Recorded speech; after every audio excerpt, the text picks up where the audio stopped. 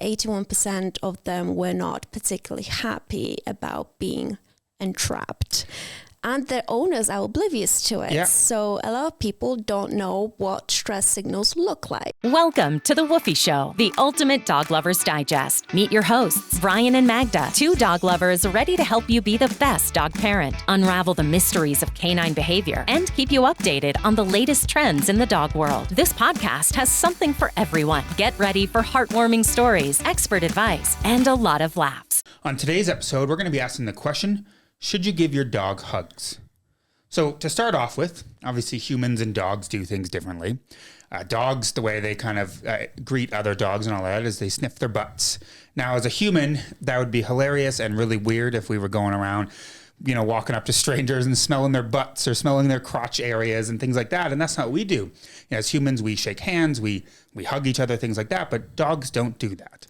No, they don't. I mean, hugging in general is such a weird thing because in simple terms, you're going over to someone and you're restraining them. Yeah. Oh. That's true. Which is weird. Like, if you think about it, dogs don't do that. Dogs tend to, when they restrain each other, the only way they can do that is by pinning each other down. And they only do it when they play or they play fight. Yeah. And that doesn't necessarily play fight or fight, or real fights, like aggressive ones. I said fight and play fight. I don't know. Yeah. So yeah, they don't generally like to feel trapped, and they might actually interpret that action as aggressive or threatening. Yeah, that's true. I mean, with Maple, she definitely doesn't like hugs. I think we've mentioned in a previous episode about the affection, but yeah, when we go to give her a hug or something like that, she just gets up and walks away and is like, no, get away from me. Yeah, she kind of like tolerates it in small doses, but then she kind of, like, oh, okay, I had enough now, I'm going to walk away. So that's actually a very interesting point because a lot of pet parents out there actually believe that their dogs love hugging. Yes. And okay, so there are dogs out there that might love hugging to a certain degree. I don't necessarily believe that. There are dogs that hate hugs. Yep. And there are dogs that will just like be indifferent to it and kind of just tolerate it, which I think is majority of the dogs. Yeah. There are odd ones out there that might like it, but mostly dogs will display some type of like stress signals. Yeah, and I think just to kind of expand on that, or just to add something, is cuddling, your dog cuddling with you is not the same as hugs. So I think like a dog that loves to cuddle up with you on the couch or sit on your lap, that's not hugging. We're talking about physical arms around or you know, face in their face, lying on them, like restraining, as you said, hugging. Not just because, you know, I don't want people to be like, oh, my dog loves hugging because they cuddle up with me. That's definitely not the same thing. Yeah, they're lying beside you, like you're not physically trapping them with your body as a normal hug would be, human to human.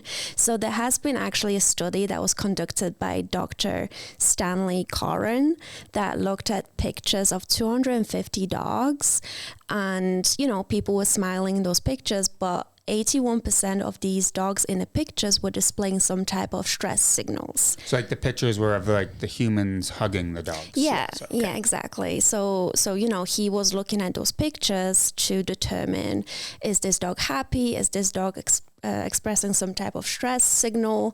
And 81% of them were not particularly happy about being entrapped. And their owners are oblivious to it. Yeah. So a lot of people don't know what stress signals look like. Yeah. So I guess we'll go on to the next point is some signs that show that your dog is uncomfortable, which is quite interesting because you'll notice it right away. As soon as we say these things, it's like, oh, wow. Yeah, my dog does these things. So one of the obvious signs that they're uncomfortable is they're going to be growling at you or like showing their teeth. I mean, that's kind of common sense. If a dog growls at you and you get close to it, that means back away. Yeah, that's like the extreme. Yeah, that's the extreme. But there's a lot of subtle signs that like you just don't think you notice or realize. So there's quite a handful of them. So we'll just kind of go through them quickly. First one is stiffness. So they'll kind of like freeze and not move kind of thing. Yeah, They'll stiffen up. Maple does that a lot. And so they'll do that because they're uncomfortable. They're like frozen. Yeah, and you might think as an owner, like, oh, my dog's letting me hug them because they're just standing still. But in reality, it's one of the stress signals. Another one is their head turns away. So when you go in to hug them or put your face close to theirs, they'll turn their head away. Like, nope, don't want that. I mean, Maple does that all the time. That's a pretty obvious one. It's the same as humans. We just turn away when you see someone approaching you. Yeah, it's like this subtle body language that is just very clear. So this one's an interesting one. It's called whale eye, something that they do. What is a whale eye? So it's when you can see the white part of their eyes. So they'll kind of like either instead of turning their head, they'll look away. You should show us what it looks like. I don't know. Do like a puppy face. If you just look away, if you're listening to this, you can't see, watch it on YouTube. But it's like if instead of turning their head, their eyes kind of turn to the left or right instead, because maybe you have their head restricted, so they'll turn their eyes away. So that's called whale eye when you see the white part of their eye. That's interesting. I don't think a lot of people know. No, it's very interesting, but you see it. As soon as we read about that, I was like, oh yeah, I know what that is now. Another one is they'll lower their ears. So they'll kind of lower their ears or they'll push them back. You'll see that just a lot of time, depending on the dog. If they have floppy ears, it's not as obvious compared to dogs that have like bigger, pointier ears that you can actually see them lower. She like kind of tucks them back and it's very clear. I guess that's true. So depends I guess it's not on really, the ears. I guess it's not just lowering. I guess it's like lowering and like setting them back. Yeah. So that's another one. The next one is tucking their tail in between their legs. I mean, that's obviously a common sign of them being scared or whatever. So it's the same thing. I think everyone experienced that one at least once. We've all seen it if they get scared or something accidentally happens, then they'll kind of tuck their tails and run away. If they're yawning, am I going to do it? No, surprisingly, I'm not. And Are panting. You're not going to yawn? No, stop saying that. Maybe it's going to come. So it doesn't mean they're tired. It doesn't always mean they're tired. It shows a sign of distress. And you'll see that too with like all sorts of different things with like anxiety and stuff, as they'll be panting and things like that. So even just hugging them, they start panting or yawning. Sometimes it's not very clear. They will just start panting and there was something that triggered them in order to do that. And then another one is licking their nose. So this doesn't mean like a full-on tongue coming out licking their nose, but even just a little bit, their tongue kind of coming in and out of their mouth just a bit. I guess it's not quite as far as panting, but it's still them kind of like showing a sign. And then the last one is raising their paw. So an interesting thing is when a dog is kind of unfamiliar, unsure about something, they'll raise one of their front paws. And you notice that if you take your dog out for a walk and they find, another dog's pee or poo or something, and they're kind of sniffing it and they raise a paw. So this is like, I'm very unfamiliar with this situation. If they're standing, for example. And so they'll lift their paw up because it sometimes happens also when they like hear something outside and they will just freeze in one space and lift their paw up to be like, oh, I'm listening, I'm alert, like what's happening. So all these signs, you'll see in just all other aspects of dog behavior, but they all have to do with them hugging as well. So just because they do it outside and they do it hugging doesn't mean they like it. It's the sign means the same thing. Yeah. But so any of those things could obviously get triggered so much that your dog might just snap one day and basically bite, a stranger or a child or whoever decides to hug your dog. Yep. So just because your dog might be tolerating hugs from you as their owner, because they live with you, they're familiar with you, it doesn't mean that they will enjoy that from strangers or kids. Yeah. So it's very important, and I can't stress that enough, to teach your dog to tolerate hugs as much as possible. I mean, they will still not like it, or maybe they will just learn to like it or whatever, but in order to prevent injuries, you should really teach your dog that skill. Oh yeah, like prepare them or train them, I guess. Yeah. Yeah, so tell your kids, hey, don't run at the dog and cuddle and restrain them because you don't know. Yeah. They might, show signs of stress and bite them. If they even stay. I mean, I know with Maple, if a kid comes running at her, she runs away. Yeah. Because she's like, well, I don't like this, get away from me. And I guess that's another sign. One of the ways you can teach your dog to tolerate hugs is by desensitizing them and counter conditioning. I know what desensitize. What does counter conditioning mean exactly? Is when you like place one thing and replace it with another. So it's like essentially the same thing. Okay. So what you do is you pairing the touch cue with some reward. So for instance, a treat or a bowl or whatever your dog finds rewarding. And you kind of slowly just increase that invasiveness and until you kind of gently restraining your dog, and then you can be comfortable that your dog is actually tolerating being hugged. And you should probably try that with strangers and kids as well. So then it's not just yourself that is training that dog. It's especially important for like therapy dogs too. Okay, that's pretty interesting.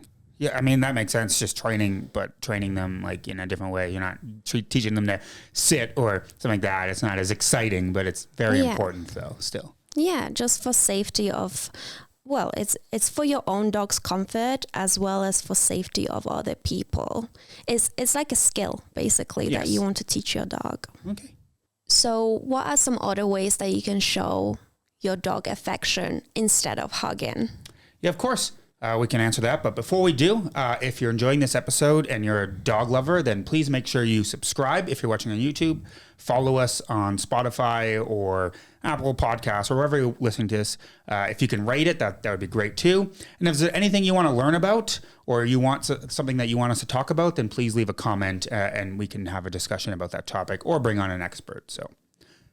But yeah, to answer your question about different ways you can kind of help display affection with your dog is just simple things like rubbing your dog, like rubbing their back, scratching their belly, things like that. Just patting them, rubbing and patting them on the head, although that's what everybody does. They don't really like that either. That's something else they tolerate. Yeah. So just like kind of patting their back or giving them belly rubs. I mean, you never know where the dog exactly likes to be patted, especially when it's not your dog. So it's important to ask the owner, like, hey, where does your dog like to be petted? Or can I come pet your dog? And then hopefully they'll be like, yeah, that's fine. Like, just don't reach for, because you'll see it. You reach for a dog's head and they duck. Away. So that's one way, because they like that. Playing games with your dog. So this isn't just about touch. Just play games, whether you're playing fetch or tug or just something fun. You can see they're excited. You can see they're happy. Things like that. Yeah, dogs love that. Exactly. Just like if you engage with them, that's like the ultimate thing of affection. Yeah. For some dogs, like I'm not saying all dogs enjoy that. But. And then just generally spend time with your dog. So this is just going for walks, experiences, training. A lot of dogs love to train. They love to learn, especially as puppies, things like that. Don't just sit there and smother your dog because that's all you want to. You want to be a couch potato and just cuddle with your dog all day. I mean, that's the thing. This is the way humans express our affection, but dogs really just want to be near you. Yeah. They want to be engaged with you. They want to do things with you. Yeah. So it's kind of similar to humans, but also very different. Yeah. And then just the last one is just use positive words. So just like positive reinforcement. So just say like good things and what your words are, but a simple good dog. Once they understand that word and they did, or good girl or good boy or things like that. And just like be your happy. Body language as well. Like dogs respond very well. It's one of the rewards that dogs get motivated by is your positive reinforcing words. Yeah. So that's another way you can show affection. If they do an awesome trick, don't run in and hug them and think that although you want to, and it's like I guess if your kid does something crazy, you want to pick them up and throw them in the air and hug them, but that's not dogs. If they do something fun, just use your marker word like a yes or something like that and give them a treat or throw them that toy. That's how they're rewarded. And sometimes we do have that disconnect that we see what we like as humans and not what the dog. I mean, at the end of the day, a dog is not a human baby. It's still an animal and you should treat it that way. So it's important to kind of understand your dog and what makes them tick. Yeah. And that's it, I think, for today. Yeah. So thanks again for watching or listening to this episode. We really enjoyed talking about this topic. We learned a few things and we hope you learned something as well. Let us know. Does your dog like hugs? Are you one of the rare people that have the rare dogs that actually like it? Or did some of these kind of signs that make them uncomfortable kind of become obvious for you? Resonate with you. Yeah. If it resonated with you, leave us a comment. Yeah. But yeah, we would love to find out if your dog loves hugging. And if they do, maybe send us a picture. Yeah. We would love to share see. this with somebody who has a dog that might need to hear this because, we would love that as well. So. Yeah. Awesome. Well, thank you so much for listening today and see you next time. Yeah. Bye for now.